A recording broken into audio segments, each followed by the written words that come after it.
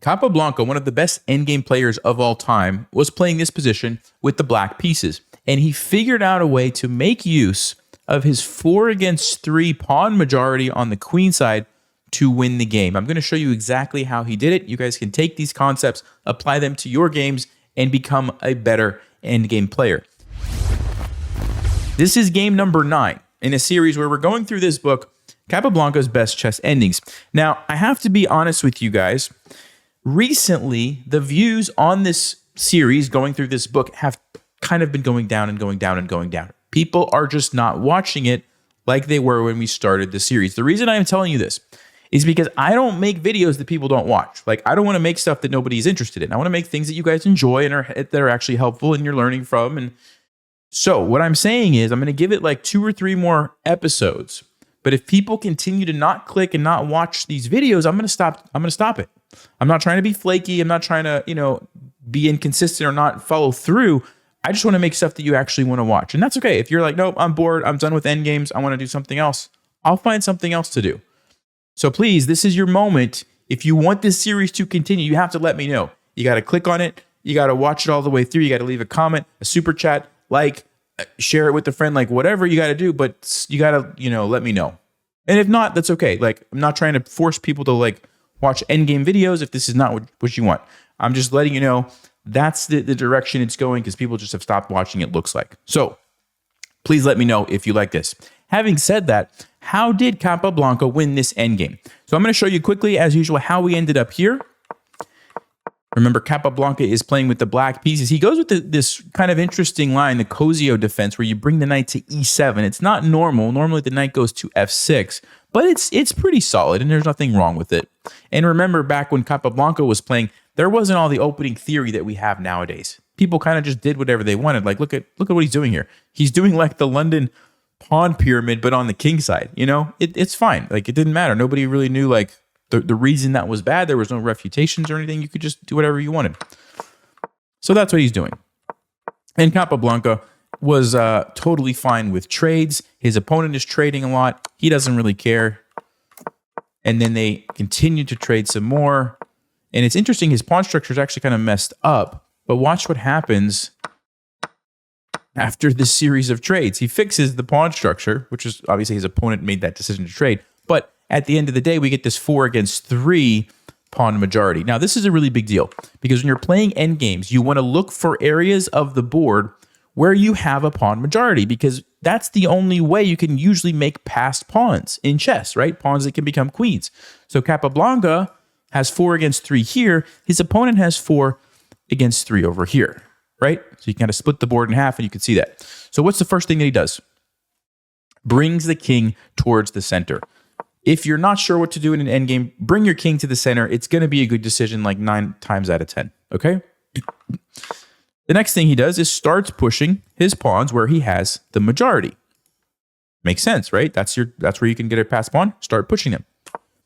He also, and this is kind of maybe confusing, but it actually makes sense, he pushes some pawns on the other side. Now, why? He's not trying to get a passed pawn over here. It's going to be hard to do when you only have 3-against-4. What he's trying to do is set up a situation where it's more difficult for his opponent to get a passed pawn. And actually, his opponent makes his life very easy by playing h3 and then g4. And now Capablanca says, thank you very much. My 3 pawns, remember, we're just looking at this side of the board. My 3 pawns now stop your 4 pawns. And you can't get through. If you ever try to push this, I just take it and win a pawn. Okay.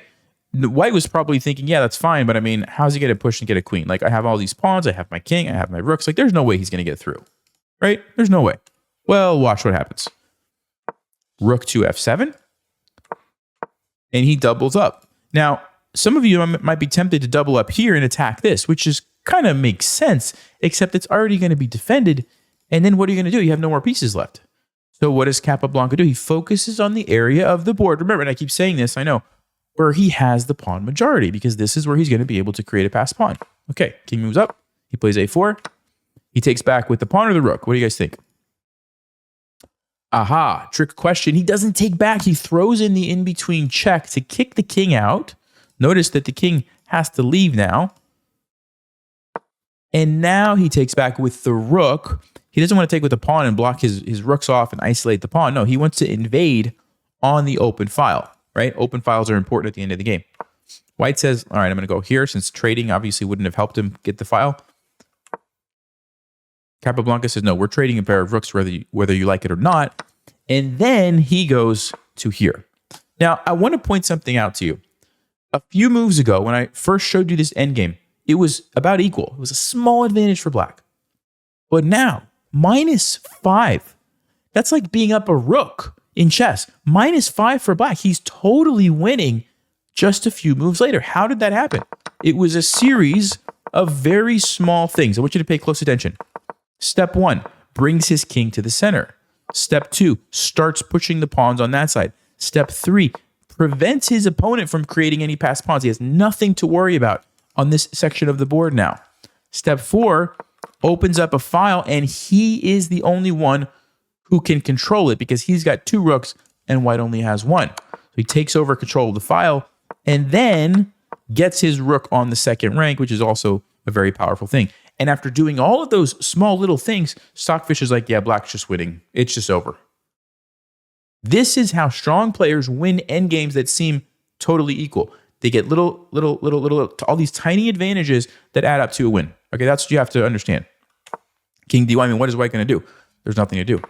He pushes the pawn. Now he activates the king even more, brings it over to where it's going to be helpful. And now he pushes by. Now, some of you might think, uh-oh, he's locked up the position. What's he going to do now? Well, he did this because he had a very clear plan in mind. And the plan has to do with Zugzwang. Zugzwang in chess is when you can't move. Your position would be solid, but you have to make a move. And any move that you play is bad for you, essentially. So watch what happens. You're going to see it in just a second. White moves the rook. I mean, what else can they do? D3, the pawn sacrifice to let the king in, and more importantly, let the rook swing over.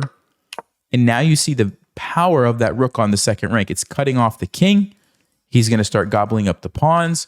And actually, after here, he goes check. Pause the video. What does he play in this position? If you had a chance to look at that, it's a pretty easy one. King to d4. And he puts white in Zugzwang that we talked about. White's position is okay at the moment. Most things are defended. Okay, he's going to lose this pawn, but other than that, it's not so bad.